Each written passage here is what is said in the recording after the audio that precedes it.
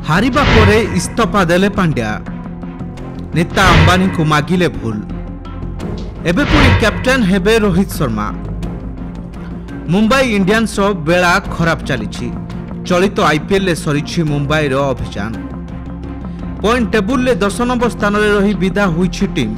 तेबे भल खेलाड़ी थिले भी बड़ करिश्मा करि पारि नथिला टीम। जहार कारण हेले हार्दिक पांड्या। नाटकीय भावे से दल को फेरी आ रोहित शर्मा को हटाई हार्दिक को कैप्टेन करिथिला टीम। जहार फल से भोगी। हेले एबे सामना को आसी बड़ खबर। कुआडे पांड्या इस्तफा देइथिबा चर्चा होउछि।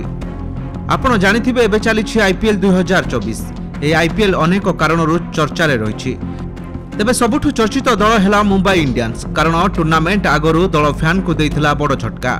रोहित शर्मा को जगह हार्दिक पांड्या को करा जाइथिला कैप्टेन, जहां लक्ष लक्ष फैन को निराश करिथिला। पांड्या स्टेडियम को आसिला मात्रे लोके समालोचना करथिले, जहां भारतीय क्रिकेट रे आगरू केबे देखिबाकू मिलि नथिला।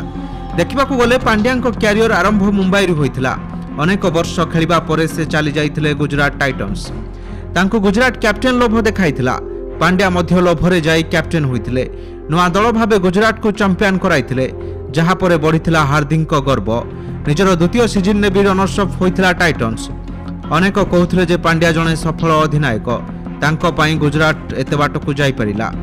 हेले एहा परे पांड्या को ऊपर लागिथिला नीता अंबानी को नजर। से गुजरात को 100 कोटी देई पांड्या को आनिथिले आ अधिनायक करथिले, जहाको मुंबई रो अनेक खेलाड़ी पसंद करथिले। रोहित मध्य एथिरे खुशी नथिले, खाली बाध्य होई पांड्या को अधीन रे खेलिथिले। किंतु पांड्या को नै मुंबई पूरा पस्ताउछि। दल एबे पॉइंट टेबुल ले तळे रहिछि। प्लेऑफ को मध्य जिबा असंभव। अर्थात मुंबई रो नुआ अधिनायक पांड्या मुंबई को पूरा बुड़ाई दैछन्ति। 12 वर्ष हेला दल जोंठी हारि नथिला सेठी पांड्या को नेतृत्व रे हारिछि। तेबे हारि भितरे नेटिजन्स कहउछन्ति बड़ कथा। परे मुंबई एमिति हारिबा परे भूल बुझी पारिछन्ति नीता अंबानी। से पांड्या को गाली मध्य करिछन्ति। या सो रोहित को क्षमा मागिछन्ति। सेपटे पांड्या मध्य नीता एवं रोहित को क्षमा मागिछन्ति। आहुरी मध्य कैप्टेन करिबेनी बोली सीधा सीधा जणाई दैछन्ति। केई से इस्तफा देइथिबा भी कहउछन्ति। अर्थात कप्तानी पदरू इस्तफा दैछन्ति हार्दिक। किछि एमिति कथा एबे सोशल मीडिया रे जोरदार चर्चा होछि। हेले मुंबई पक्षरु एनै किछि कुहा जाय नाही।